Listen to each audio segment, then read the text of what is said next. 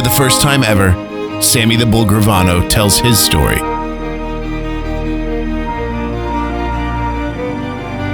This is our thing.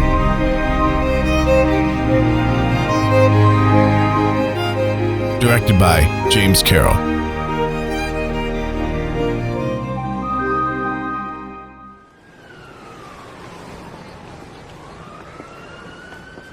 When I first got married, my wife was 1 month away from being 18 years old.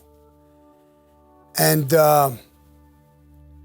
everybody wasn't super excited. Her family, anyway, wasn't super excited about she's marrying Sammy the Bull and she's young and this and that. So we get married, and the little mumbles going on. Oh, she must be pregnant. But she wasn't. 14 months later, I think it was, she's pregnant.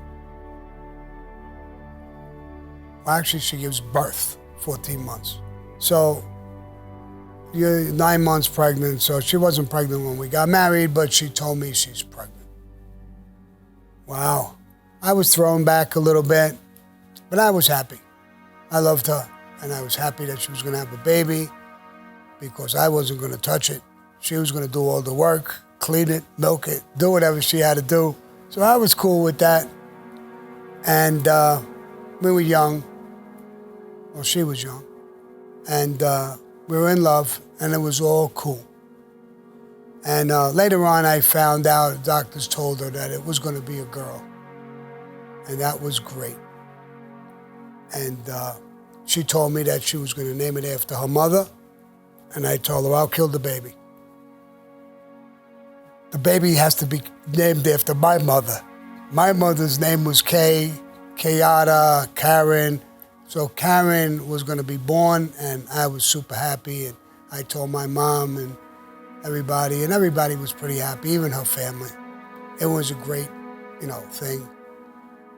I remember when she went to the hospital and she was going to give birth, and I was outside with my mother-in-law, and I hear screaming. I said, oh my God, what's going on? She said, no, it's normal. Pregnancy is very, very painful. They didn't have all those needles that go into you and numb everything. So it was like natural birth. Wow. I said, bro, thank God we don't have to go through this. Us guys, bro, I don't know if I can go through that. But anyway, it was great. Then we went in the room, and there was a little baby. Next day or two, we went to the nursery part, and there was a lot of little babies in cradles in front of the window, and I looked at the baby. It was a great day. There's no question about it.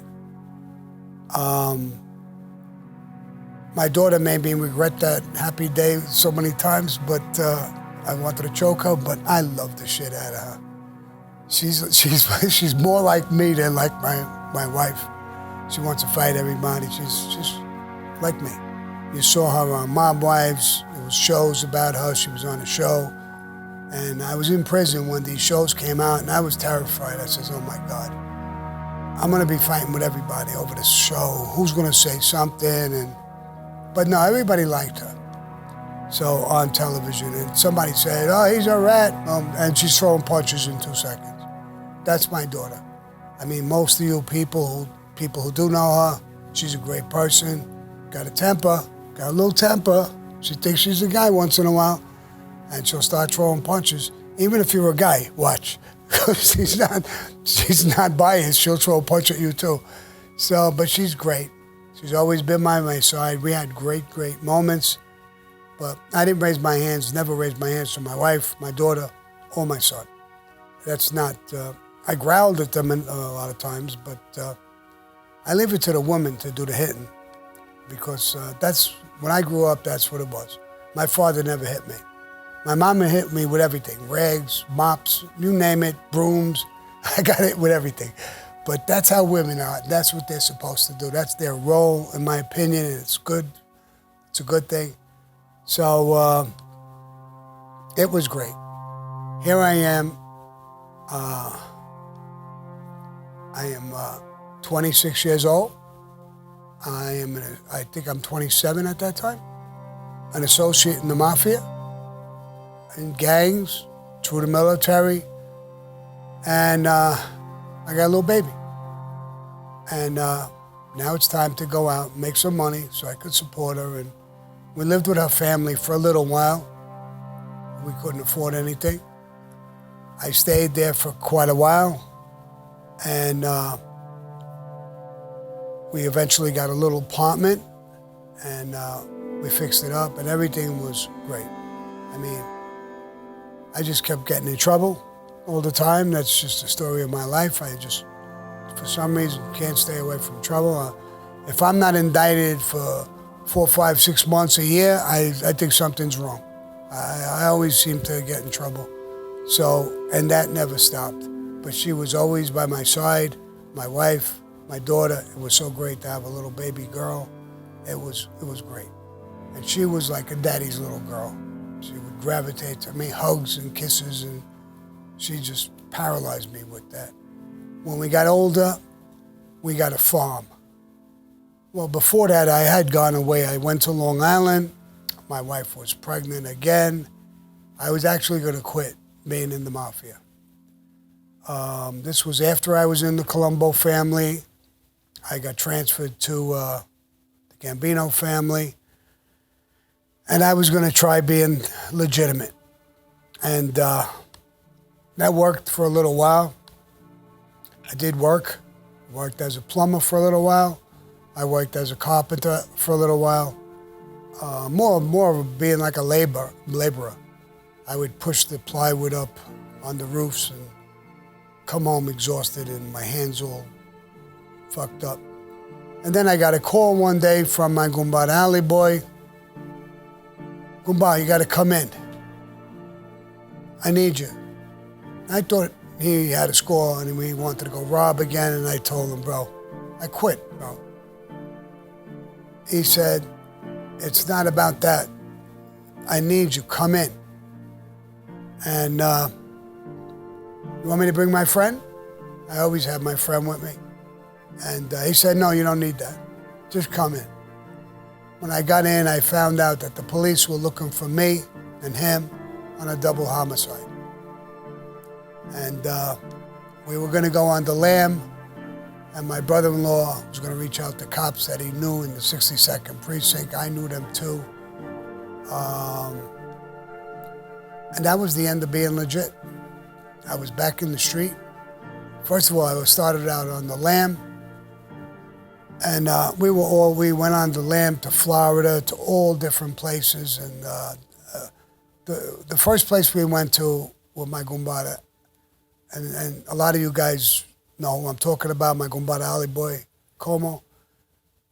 And it was crazy. We went to a bar, and we were hanging out. I parked the car in the parking lot, and I picked up a girl. And I came out with her, and you know, it was a gentleman. I opened the door for her. She got in. I got in. And some little Spanish guy come running over, and he's screaming at me. And it looks like he's going to throw a punch, so I'm pulling away from the window. I got my hand up. I don't know who he is or why he's yelling, but he's screaming at me. He's talking about me giving him his money. I don't know if he's trying to rob me. I don't know what he's doing. So I put my hand up so I don't get hit, and I grabbed the door handle so I could open the door to get out. And I do that. I get out. First thing I do is I throw a right and I hit him. He goes back against the car, and my Gumbada comes flying over my shoulder and starts hitting him, and I'm hitting him. And he's laying on the hood of somebody's car. And I jump back in the car. My Gumbada runs around, and this girl is still in the middle of us. And we pull out. I mean, now we're on the lam. We fly out of this thing. We hit this little dip. The car went down. When it hit, you see sparks come flying out, and we're going. I'm doing 60, 70 miles an hour. My tires are squealing because I'm making a turn, and this girl is screaming at the top of her lungs. Let me out. God knows what she's thinking. So I'm telling her, calm down, calm down. You see what happened? We just had to straighten that out. Calm down. We're driving. Alley boy's telling her, come on, stop the car and throw her out. I'm not gonna throw her out, bro. She wants to be with me. I want to get laid. And she's in the middle, it was insane. But that's always what my Gumbada alley boy anyway. Finally, she's screaming. I can't stop her from screaming no more. We pull on the side of the road, and Alley Boy opens up the door, and he tells her, get out. And she looks at me. I said, listen, you said you wanted to get out, so get out. But we're in the middle of nowhere. Well, then get out, or then you're going to come with me. Get out or come with me. And she gets out. I get in the car, I keep going. Alley Boy, what was that about, bro? And he's got that smile, smirk. I know he did something. What did you do, bro? Why was that guy screaming at me like that? I wanted $5 for parking. He charges $5 to park in the parking lot. And I told him that you didn't want to pay it. You told him I didn't want to pay it? Why didn't you pay it? But that's Alley Boy.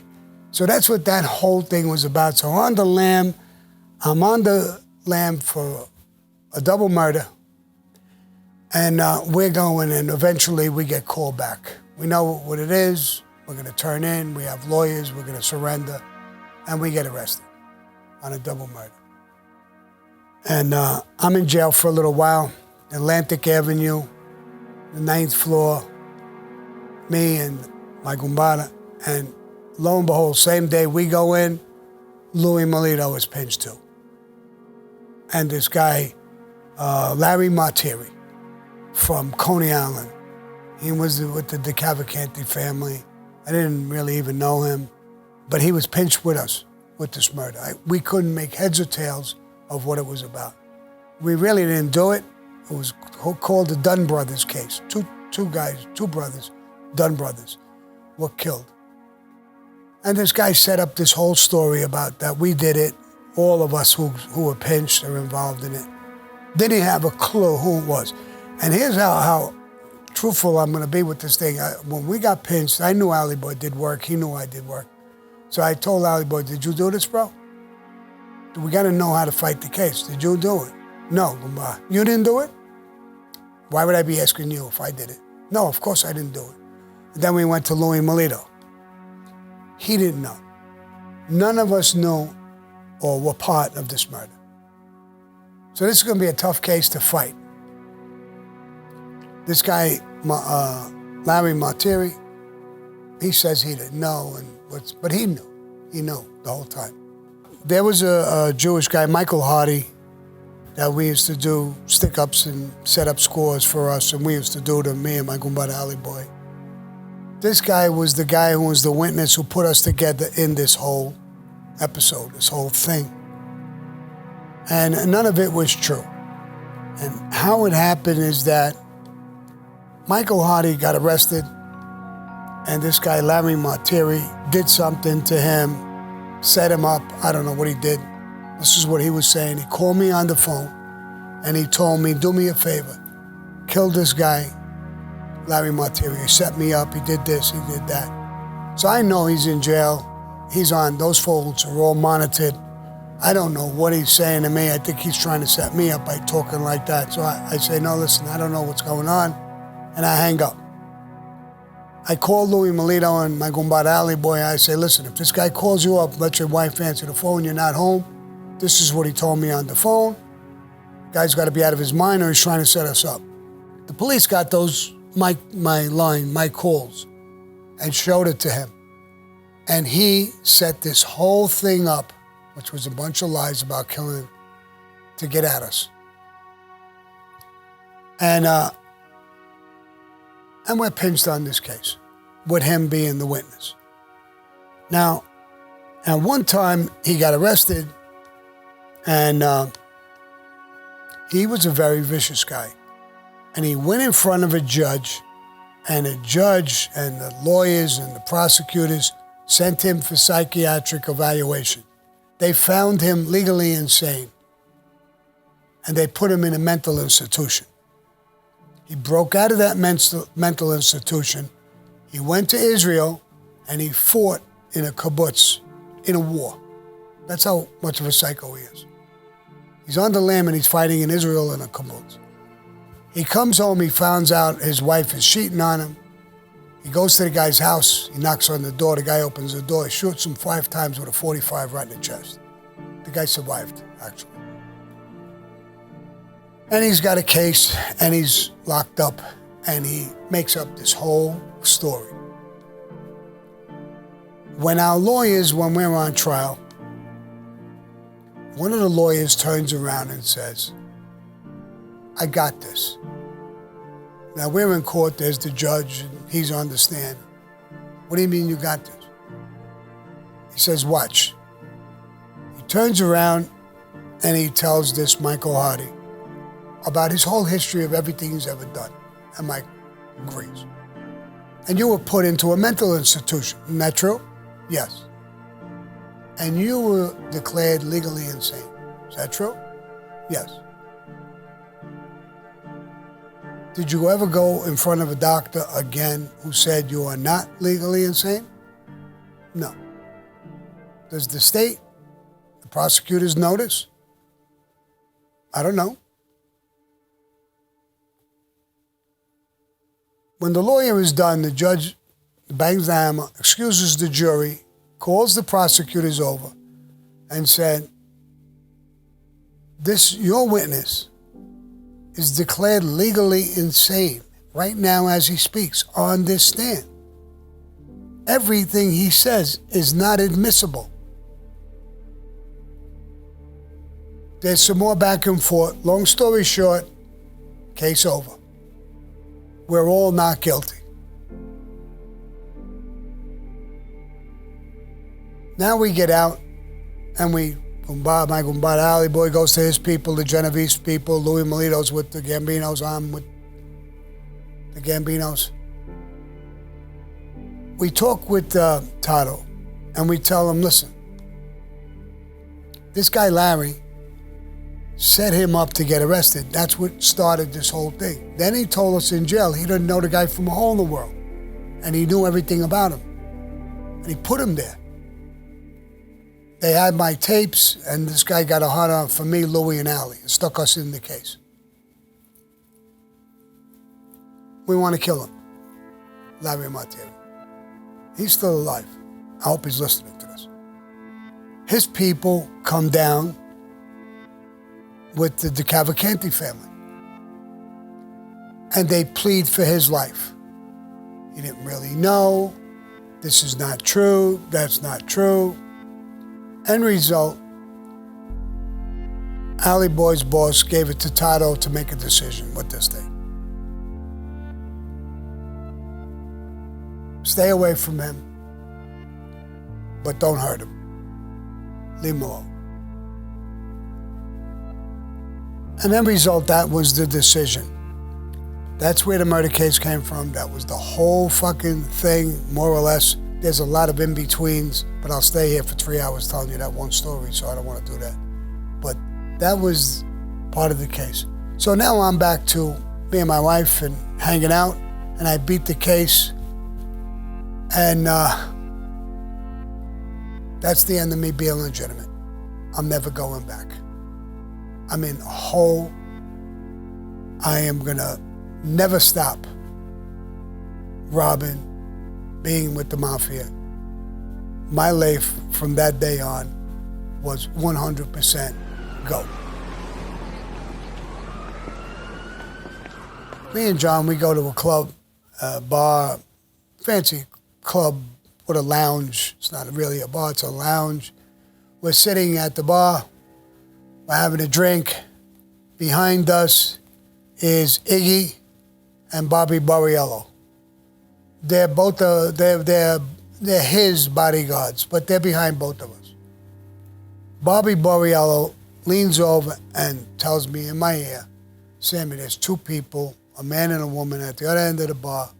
They're checking you out, pointing, doing stuff. I think taking notes. I think they're doing something. Do you want me to go there, shake them up a little bit to find out, if they're cops or they're reporters, they'll say, wait, we can put a little pressure on them. All right, hold up, don't do it. Let me check. So I lean to Gotti. I tell him exactly what Bobby told me. So he looks over and he looks at me, John Gotti. Sammy, that's our public. They love us. Our public. Again, we're gangsters. We're not supposed to be loved by the public that way.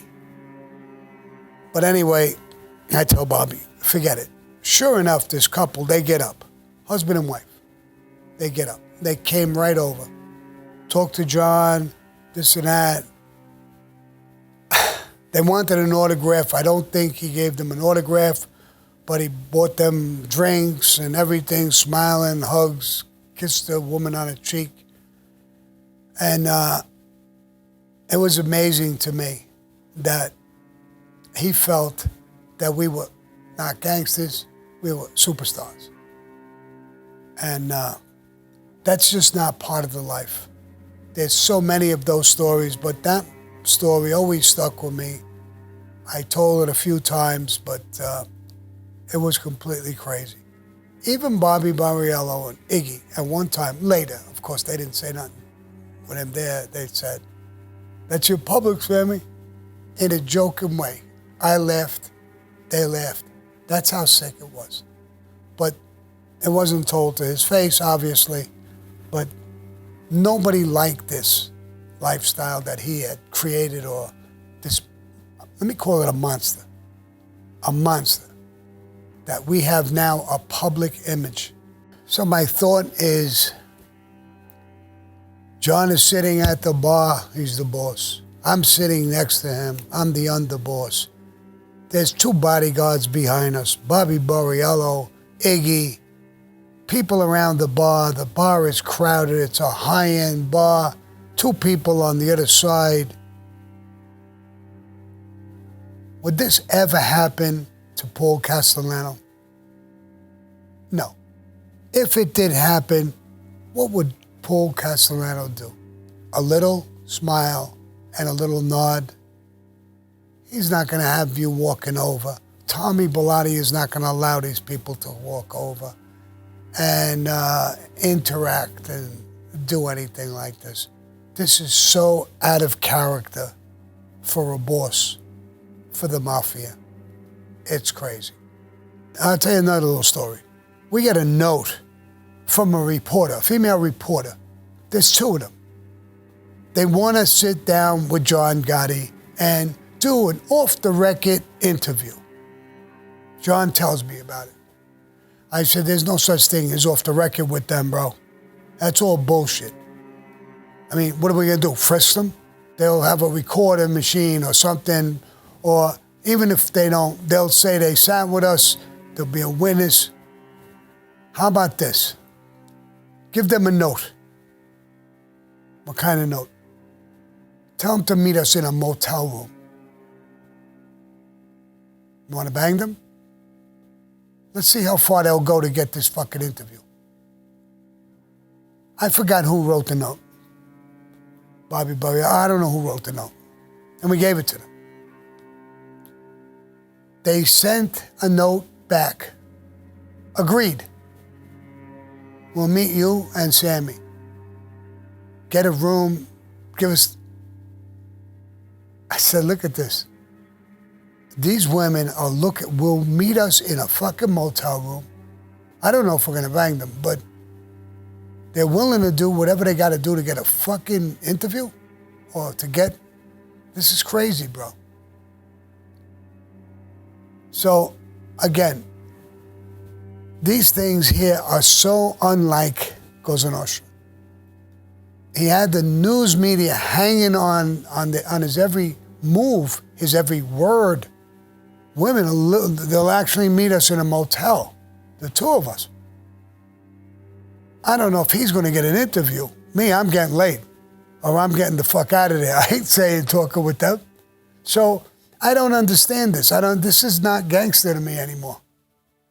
This is show business. I feel like I'm in Hollywood doing something, talking or saying something and waving to people. Hello, everybody screaming. This is not the mafia. I think of the old man Carlo Gambino. You never saw him dressed. You know, he had an old rag-ass suit, little hat. You know, there's thousands of pictures of him. Never carried himself like that. And I remember a fact. He bought a brand new car, Cadillac, back then. He had the car for a couple of weeks. Somebody who went to visit him or see him, I wasn't there, so I don't know, I was told this, said, wow, that car is so beautiful. He called his son in. Get rid of the car. Dad, the car's beautiful. We got it for 2-3 weeks. What's the matter? We'll have some. That's why. It's too beautiful. That's not what we do. Get rid of the car. And they sold the car. His son bought racehorses once. I heard that story too. He called them in. Get rid of the horses. We have no public exposure. Get rid of the horses. That's Cosa Nostra. We are under the radar. We don't exist. There are people, the media, the FBI, and different organizations that are looking to destroy us. We don't expose ourselves. And then when you do that, and you have that entourage of people constantly around you, everybody who's with you is being seen. People who don't want to be seen. People who want to live to the code of the life. So if you think back and you look back, I know there's a lot of people and kids, young guys, who followed him. It was the flesh, and it's so good to be like that, and this and that and the other thing. He didn't give a fuck. He was a gangster and didn't care who thought what. No. And there's guys who followed in his tracks. Started dressing to the nines, fancy broads, fancy cigars, fancy cars. That's not our lifestyle. When you become a gangster, you become a gangster. When you're in Cosa Nostra, you don't exist. Our Thing with Sammy the Bull Gravano is produced by Deborah's Way Productions. Audio and photography provided by Richard Miller. Associate producer, Kenna Zaza Gabor. Thank you for listening to Our Thing with Sammy the Bull Gravano. It helps when you rate, subscribe, and review the podcast you enjoy. Thank you for your support.